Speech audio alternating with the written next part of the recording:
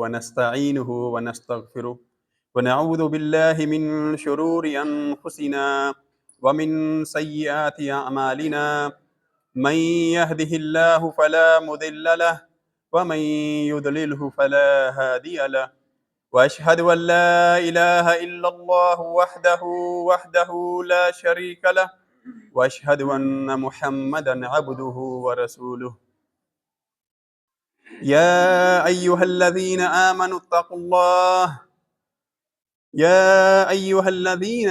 اتقوا الله حق تقاته ولا تموتن إلا وأنتم مسلمون يا أيها الناس اتقوا ربكم الذي خلقكم من نفس واحدة وخلق منها زوجها وبث منهما رجالا كثيرا ونساء واتقوا الله الذي تساءلون به والأرحام إن الله كان عليكم رقيبا يا أيها الذين آمنوا اتقوا الله وقولوا قولا سديدا يصلح لكم أعمالكم ويغفر لكم ذنوبكم ومن يطع الله ورسوله فقد فاز فوزا عظيما فإن خير الحديث كتاب الله وخير الهدي هدي محمد صلى الله عليه وسلم وشر الأمور محدثاتها وكل محدثة بدعة وكل بدعة ضلالة وكل ضلالة في النار أما بعد قال الله تعالى إنما الصدقات للفقراء والمساكين والعاملين عليها والمؤلفة قلوبهم وفي الرقاب والغارمين وفي سبيل الله وابن السبيل فريضة من الله والله عليم حكيم وقال النبي صلى الله عليه وسلم بني الإسلام على 5 شهادة أن لا إله إلا الله وأن محمد رسول الله وأن تقيم الصلاة وتؤتي الزكاة وتصوم رمضان وتحج البيت من استطاع إليه سبيلا۔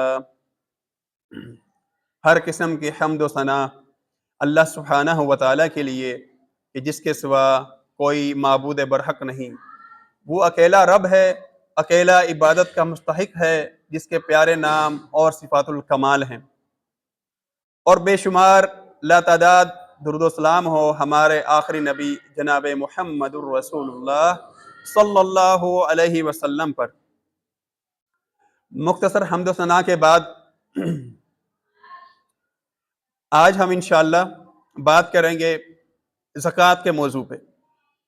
زکوٰۃ ارکان اسلام میں سے ایک رکن ہے، دین اسلام کے 5 ارکان ہیں۔ دیکھیں ہمارا جو یہ دین ہے، اسلام ہے، اس کی بنیادیں ہیں۔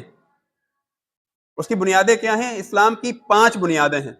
سب سے پہلا ہے کلمہ شہادت، اشہد ان لا الہ الا اللہ واشہد ان محمد الرسول اللہ، یہ کلمہ شہادت ہے، اور اسی کے ساتھ جڑے ہوئے ہیں ارکان ایمان۔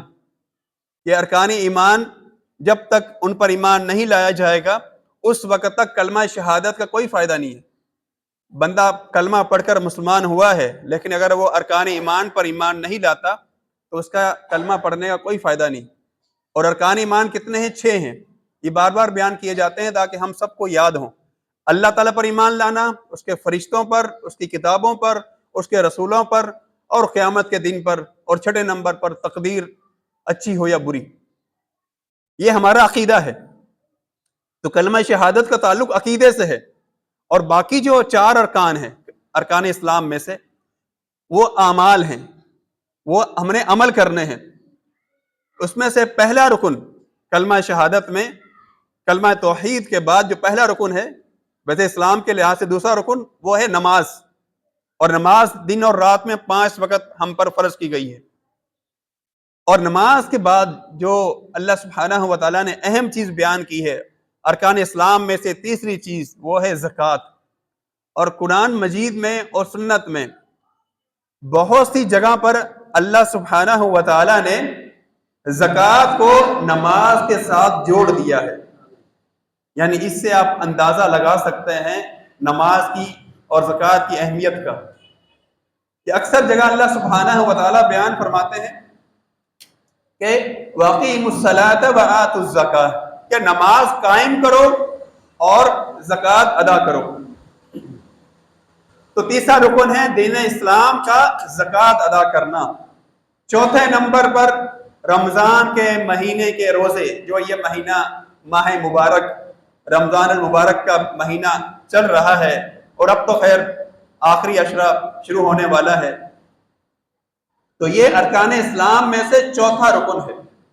اور اس کے حوالے سے ہم الحمدللہ رمضان سے پہلے بیان کر چکے ہیں احکام و مسائل کے، روزے کے احکام کیا ہیں، شرائط کیا ہیں، کن چیزوں سے روزہ ٹوٹ جاتا ہے.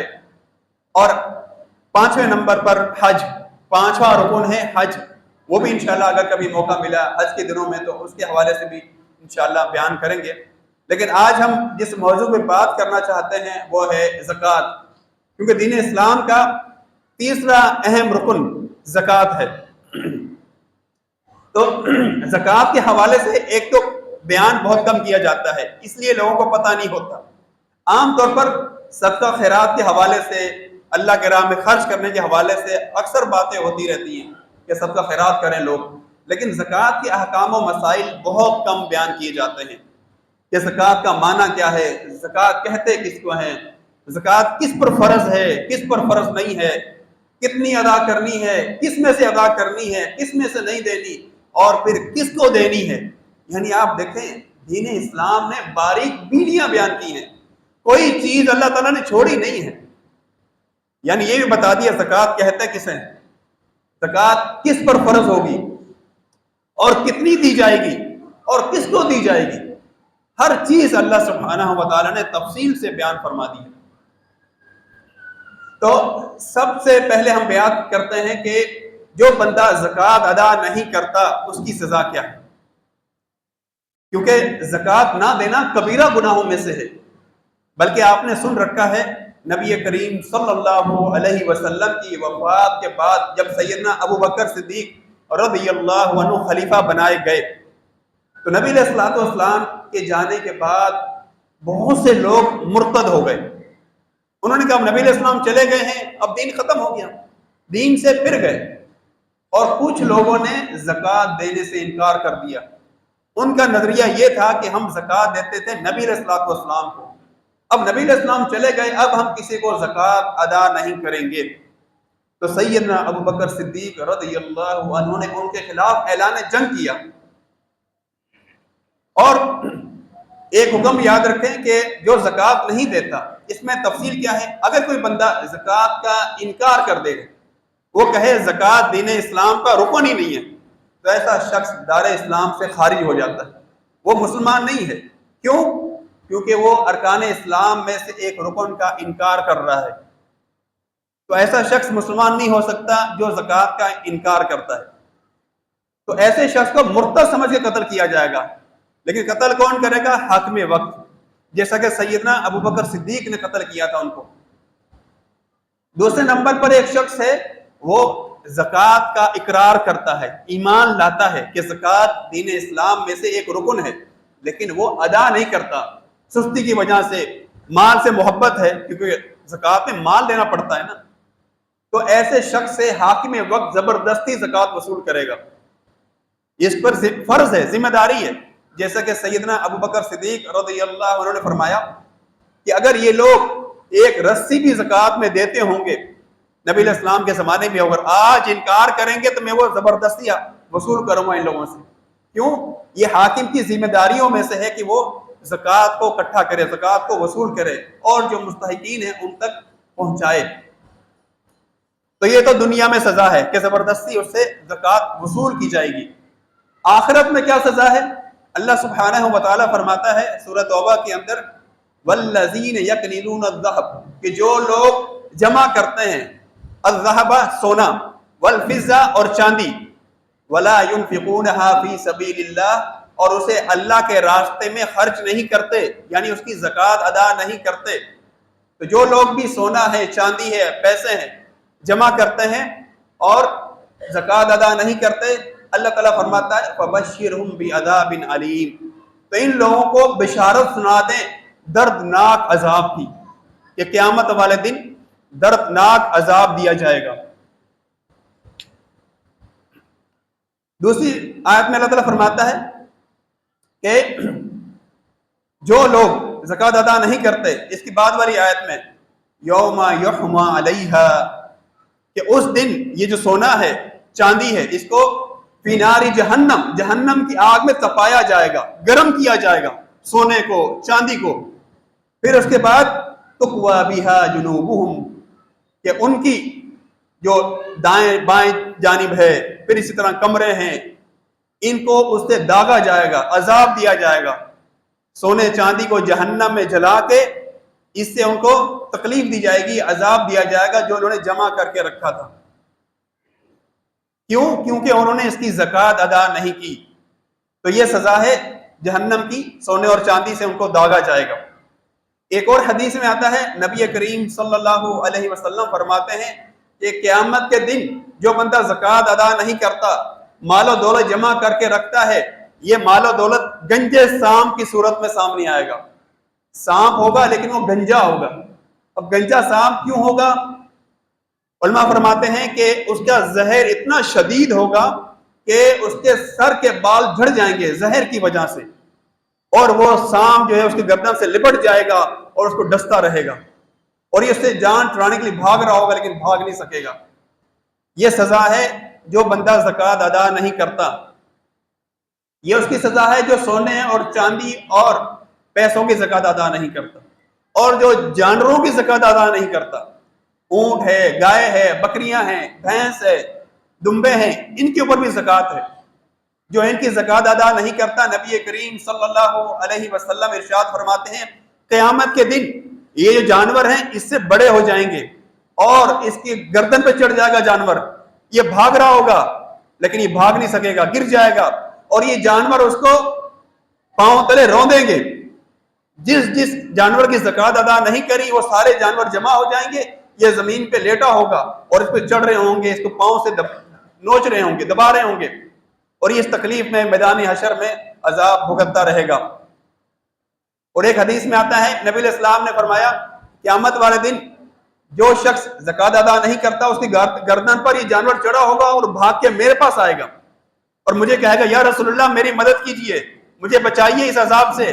نبی علیہ السلام فرمائیں گے میں نے تم تک پیغام پہنچا دیا تھا لیکن تم نے میری بات تسلیم نہیں کی، اب میں تمہاری کوئی مدد نہیں کر سکتا۔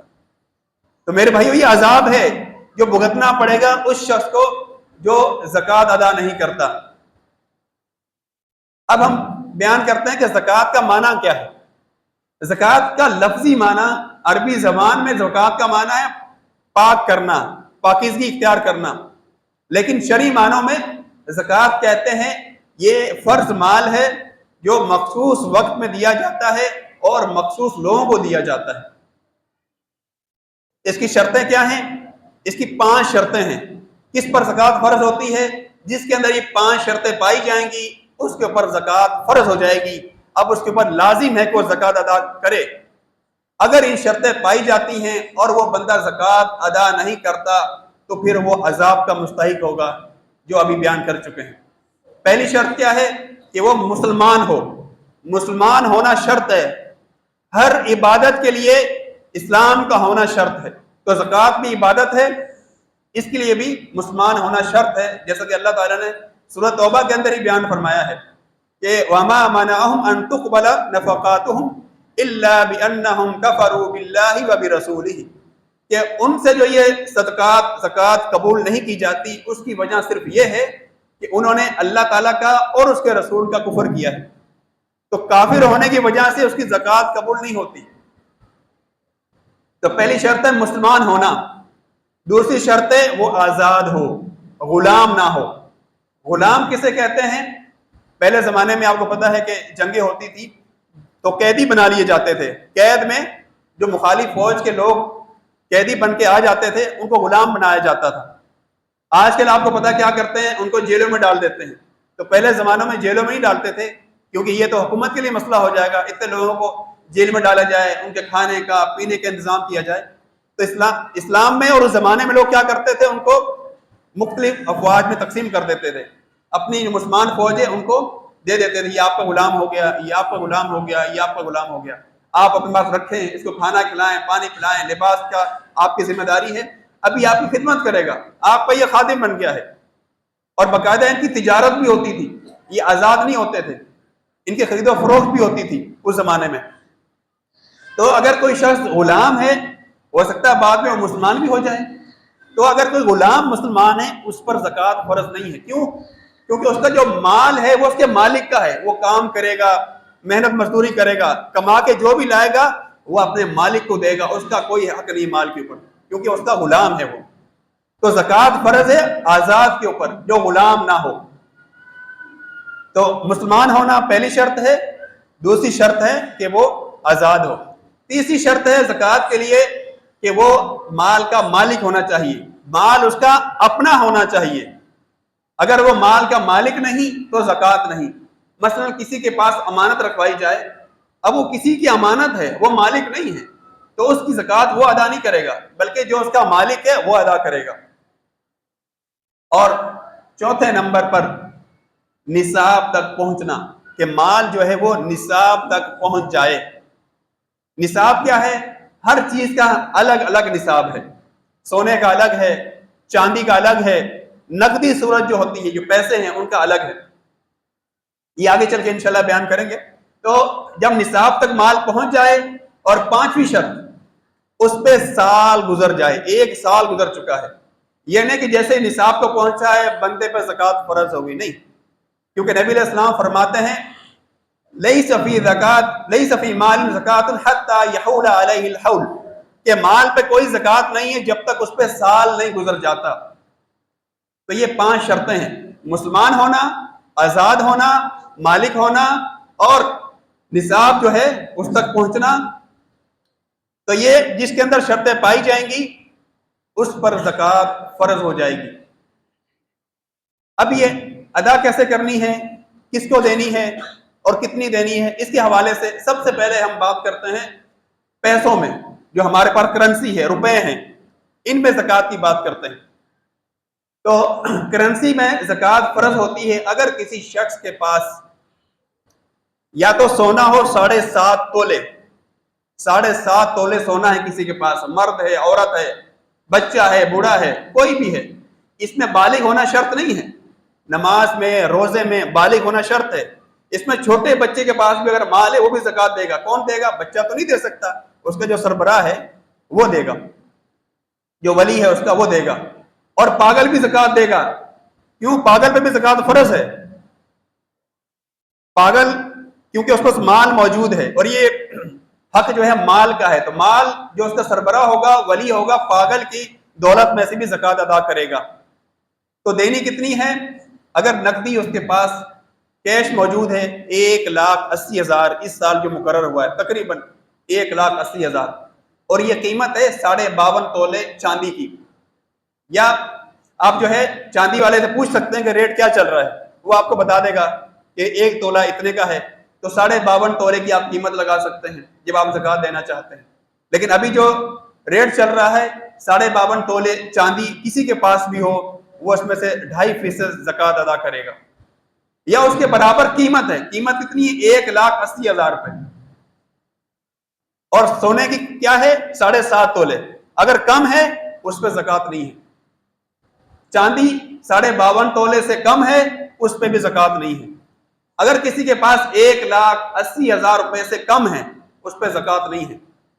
اگر 1,80,000 روپے ہیں، اس پہ سال بھی گزر جائے، مثال کے طور پر آج 20 رمضان ہے، آپ دیکھ سکتے ہیں میرے پاس کتنے پیسے ہیں، آپ حساب لگا لیں، بینک میں اتنے ہیں، اکاؤنٹ میں اتنے ہیں، اتنے کیش رکھے ہوئے ہیں۔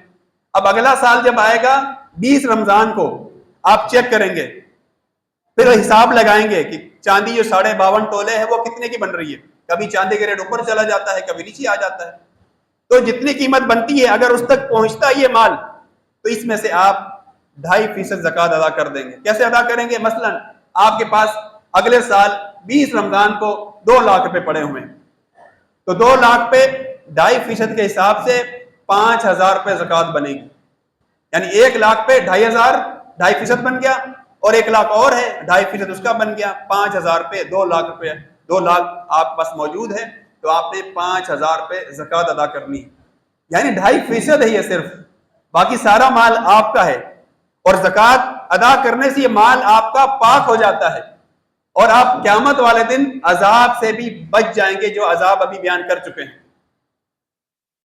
تو چاندی کسی کے پاس 52.5 تولے، اور سونا 7.5 تولے، اور نقدی جو ہے 1,80,000 روپے اگر ہو تو وہ زکوٰۃ ادا کرے گا۔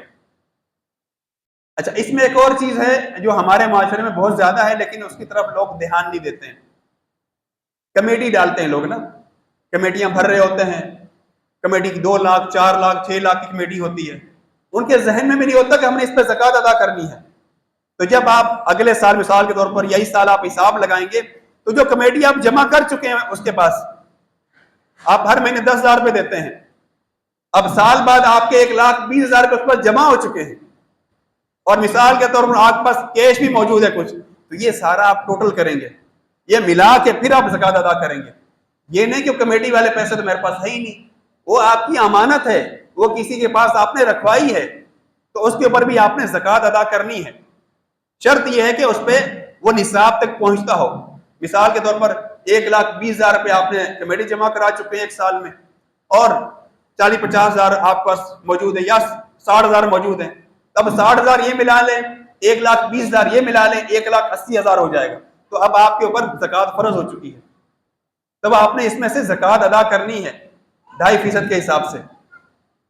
اسی طرح قرض، مثال کے طور پر میں نے کسی بھائی کو قرض دیا ہے، اب اس پہ بھی زکوٰۃ وہ مقروض ادا نہیں کرے گا، لیکن اگر مثلاً وہ بندہ اگر قرض مجھے واپس ہی نہیں کر رہا ہے، دیتا ہی نہیں ہے، تنگ کر رہا ہے، ٹال مٹول کرتا ہے، کتنے سال ہو چکے ہیں، تو میں نے زکوٰۃ ادا نہیں کرنی ہے، کیونکہ وہ پیسے مجھے واپس ملنے کی امید ہی نہیں ہے۔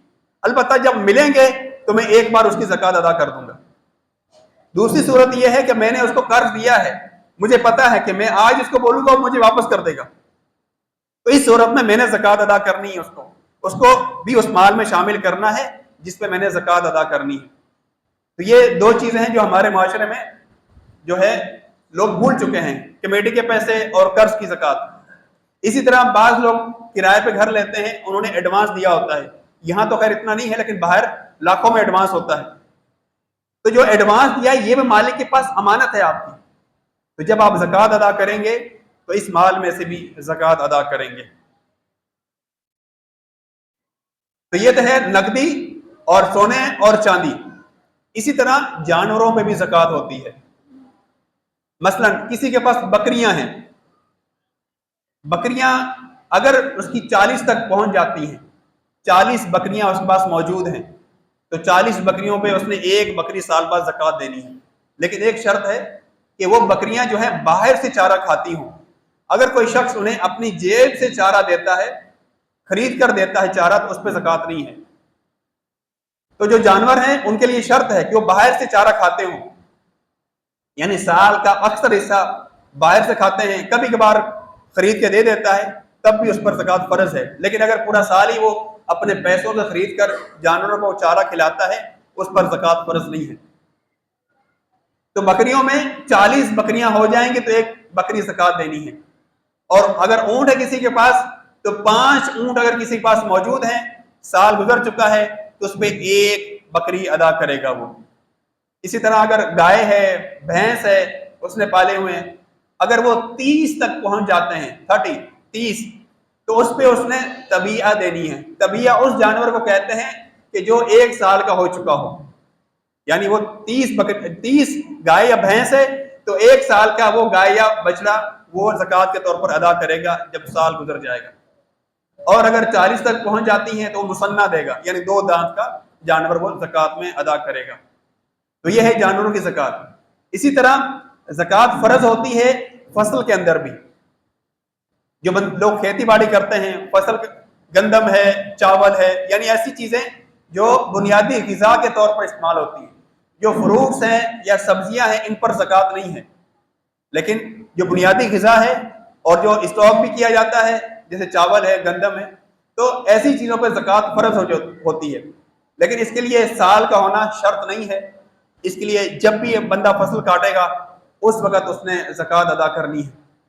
اس میں زکوٰۃ کیسے ادا کرے گا کہ جب فصل کاٹے گا اور اس کا جو وزن ہے وہ دیکھے گا، اگر 750 kg یعنی 750 کلو اس کے پاس گندم یا چاول کی فصل آ چکی ہے تو اس پہ اس نے زکوٰۃ ادا کرنی ہے۔ اگر اس سے کم ہے تو زکوٰۃ بھی نہیں دے گا وہ۔ اور کتنی دے گا؟ اس میں عشر ہوتا ہے یا خمس ہوتا ہے؟ عشر یعنی 100 من کے پیچھے 10 من دینے ہیں۔ عشر کب دے گا؟ جب اس کی فصل بارش کے پانی سے اگتی ہے، یعنی اس کو خود سے پانی لگانے کی ضرورت نہیں پڑتی ہے، بارش آتی ہے اس کی فصل تیار ہو جاتی ہے، تو وہ 100 من کے پیچھے 10 من ادا کرے گا۔ لیکن اگر کوئی شخص خود سے پانی لگاتا ہے، ٹیوب ویل کے ذریعے پانی لگاتا ہے فصل کو، تو وہ خمس ادا کرے گا، 100 من میں سے 5 من زکوٰۃ ادا کرے گا۔ تو یہ ہے جانوروں کی اور فصل کی اور جو مال و دولت ہے اس کی زکوٰۃ کا نصاب۔ فصل میں سال کا ہونا ضروری نہیں ہے، لیکن باقی سب چیزوں میں نقدی ہے، سونا ہے، چاندی ہے، جانور ہے، ان کے اوپر سال کا گزرنا ضروری ہے۔ سال گزر جائے گا پھر بندے نے زکوٰۃ ادا کرنی ہے۔ اگر اس نے آج حساب لگا لیا میرے پاس اتنے پیسے موجود ہیں، اگلا سال آیا اس کے پاس پیسے کم ہو گئے، مثلا اگلا سال آیا نصاب تک پہنچتا ہی نہیں، وہ 50,000 لاکھ روپے اس کے پاس موجود ہے، تو پھر کوئی زکوٰۃ اس پہ فرض نہیں ہے۔ اب بیان کرتے ہیں کہ زکوٰۃ دینی کس کو ہے۔ ہر کسی کو زکوٰۃ نہیں دے سکتے، اس کے مصارف اللہ سبحانہ و تعالیٰ نے بیان فرما دی ہیں سورۃ توبہ آیت نمبر 60 کے اندر کہ انما الصدقات للفقراء والمساکین، کہ جو یہ فرض صدقہ ہے جسے ہم زکوٰۃ کہتے ہیں، یہ حق ہے صرف اور صرف فقراء کا۔ فقیر کون ہوتا ہے؟ جس کے پاس کچھ بھی نہیں ہے، یعنی بے روزگار ہے، آمدنی کا ذریعہ ہی نہیں ہے، وہ فقیر ہے۔ فقیر یہ نہیں جو بھیک مانگ رہے ہوتے ہیں، ان کو فقیر نہیں کہا جاتا۔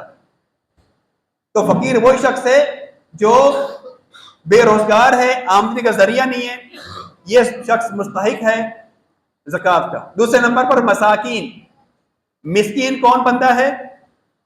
جو کام کر رہا ہے، جس کے پاس جاب بھی ہے، دیہڑی لگتی ہے، محنت مزدوری کرتا ہے، لیکن جو اس کے پاس آمدنی ہے، جو تنخواہ ملتی ہے وہ کم ہے، اس کے گھر کے جائز اخراجات جو ہیں وہ زیادہ ہیں، تنخواہ 30,000 ہے، گھر کا خرچہ 50,000 ہے، تب ایسا شخص مسکین کہلاتا ہے۔ تو اس بندے کو بھی فرض زکوٰۃ میں سے جو زکوٰۃ ادا کرنے والا ہے وہ ادا کرے گا تاکہ اس کے اخراجات پورے ہو سکیں۔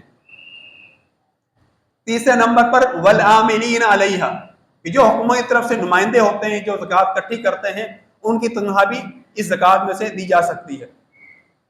تو یہ ہو گئے 3، فقراء، مساکین، والعاملین۔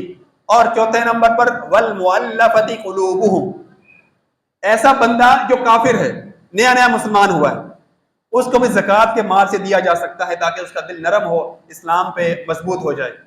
یا کوئی ایسا کافر ہے آپ جانتے ہیں وہ اسلام پہ قریب ہو رہا ہے، قریب ہے کہ وہ اسلام قبول کر لے گا، اس کی اگر مدد کی جائے مال سے، دولت سے، تو اس بندے کو بھی زکوٰۃ دی جا سکتی ہے، صرف اس کافر کو جس سے ہمیں امید ہو کہ یہ اسلام قبول کر سکتا ہے۔ ہر کافر کو زکوٰۃ کا مال نہیں دیا جا سکتا، تو دل نرم کرنے کے لیے اس کافر کو بھی زکوٰۃ کے مال سے دیا جائے گا۔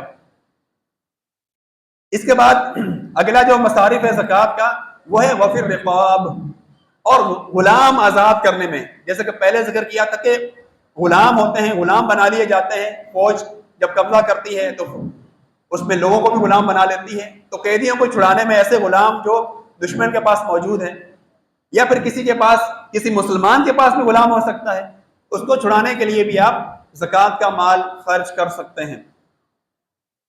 اگلے نمبر پر، 5ویں نمبر پر جو ہے، بلکہ 6 نمبر پر والغارمین، جو لوگ مقروض ہیں، جو قرض میں ڈوب چکا ہے، یعنی قرض ادا کرنے کی طاقت نہیں ہے اس کے پاس، وہ بیچارہ محنت تو کرتا ہے لیکن اس کے اخراجات بڑی مشکل سے پورے ہوتے ہیں، وہ قرض کیسے ادا کرے؟ تو جو مقروض ہوتا ہے اس کو بھی زکوٰۃ کا مال دیا جا سکتا ہے کہ وہ زکوٰۃ کا مال سے اپنا تاکہ قرض ادا کر سکے۔ یہ ہو گئے 6۔ 7ویں نمبر پر ہے وفی سبیل اللہ، اور جہاد فی سبیل اللہ میں بھی زکوٰۃ کا مال خرچ کیا جائے گا۔ جو افواج ہوتی ہیں، جو فوج ہوتی ہے، جو اللہ کے راستے میں جہاد کرتی ہیں. اور یہ چیز بھی ذہن میں رکھیں، انشاءاللہ اس پہ بھی کسی موضوع پہ بات کریں گے. جہاد کرنا حاکم اور فوج کا کام ہے، صرف اسلام میں کسی پرائیویٹ ادارے کا کام نہیں ہے. جو پرائیویٹ گروپ بناتے ہیں لوگ جہاد کے نام پہ، یہ خارجیت ہے جس کا اسلام سے کوئی تعلق نہیں ہے. یہ دہشت گردی تو مچا سکتے ہیں، دنیا میں تباہی تو مچا سکتے ہیں، ان کا کام جہاد کرنا نہیں ہے. جہاد کرنا صرف اور صرف حاکم اور اس کی جو افواج ہوتی ہیں اس کی ذمہ داری ہے. تو حاکم کے پاس اگر مال و دولت نہیں ہے افواج کی تیاری کے لیے، اسلحے کے لیے، تو وہ زکوٰۃ کا مال بھی اس میں خرچ کر سکتا ہے. اور فی سبیل اللہ سے مراد جہاد فی سبیل اللہ ہے. بعض لوگ سمجھتے ہیں کہ مساجد میں زکوٰۃ کا مال دے دیں. نہیں میرے بھائی، مساجد کے اندر زکوٰۃ کا مال نہیں لگتا، باقی عام سب کا خیرات آپ دے سکتے ہیں. اور 8ویں نمبر پر جو زکوٰۃ کا مصرف ہے اس کے بارے میں اللہ فرماتا ہے وَابْنِ السَّبِیلِ، اور مسافر. جو مسافر ہے، مثلا کوئی سفر کر کے یہاں پہ آیا ہوا ہے، اس کو نقصان پہنچ گیا ہے، خسارہ ہو گیا ہے، واپس جانے کے لیے اس کے پاس پیسے نہیں ہیں، کیسے جائے گا؟ تو ایسے بندے کی بھی مدد کی جا سکتی ہے زکوٰۃ کے مال سے، تاکہ وہ اپنے گھر پہ پہنچ سکے. تو یہ صرف 8 مصارف ہیں. جب اللہ نے فرمایا صرف یہ 8 ہیں، تو ہم کون ہوتے ہیں کہ اس میں جی آپ جو ہے راشن بھی لوگوں کو تقسیم کریں زکوٰۃ کے مال سے، لوگوں کے روزے بھی کھلوانا شروع کر دیں، مساجد بھی تعمیر کرنا شروع کر دیں. نہیں میرے بھائیو، یعنی لوگوں نے اس کو اتنا وسیع کر لیا کہ ساری چیزیں فی سبیل اللہ میں شامل کر لی ہیں. تو مفسرین کا اس بات پہ، پرانے مفسرین کا اتفاق ہے کہ فی سبیل اللہ سے مراد جہاد فی سبیل اللہ ہے. ہر جگہ زکوٰۃ کا مال خرچ نہیں کیا جائے گا. تو اس لیے لازمی ہے کہ ہمیں پتہ ہونا چاہیے کہ ہم نے زکوٰۃ کا مال کس کو دینا ہے، تاکہ ہماری زکوٰۃ جو ہے وہ ادا ہو سکے. کیونکہ یہ عبادت ہے، اور ہر عبادت سے پہلے اس کا علم حاصل کرنا ضروری ہے. جب ہی تو ہماری عبادت درست ہوگی اور وہ قبول بھی ہوگی. جیسے ہم نماز پہلے سیکھتے ہیں، روزے کے بارے میں سیکھتے ہیں، حج کے بارے میں سیکھتے ہیں، زکوٰۃ کے بارے میں بھی اگر کسی کے اوپر زکوٰۃ فرض ہو چکی ہے تب اس کا علم حاصل کرنا بھی اس کے اوپر فرض ہے. وہ علم حاصل کرے کہ میں نے زکوٰۃ کب دینی ہے، کس وقت دینی ہے، کس کو دینی ہے، تاکہ وہ اس کی یہ ذمہ داری پوری ہو سکے، اور اس کا یہ جو بقایا مال ہے یہ پاک ہو سکے، اور قیامت کے دن وہ اللہ سبحانہ و تعالیٰ کے عذاب سے بچ سکے. اللہ تعالیٰ سے دعا ہے کہ اللہ سبحانہ و تعالیٰ ہمیں عمل کرنے کی توفیق عطا فرمائے. سبحان ربک رب العزت عما یصفون وسلام علی المرسلین والحمد للہ رب العالمین.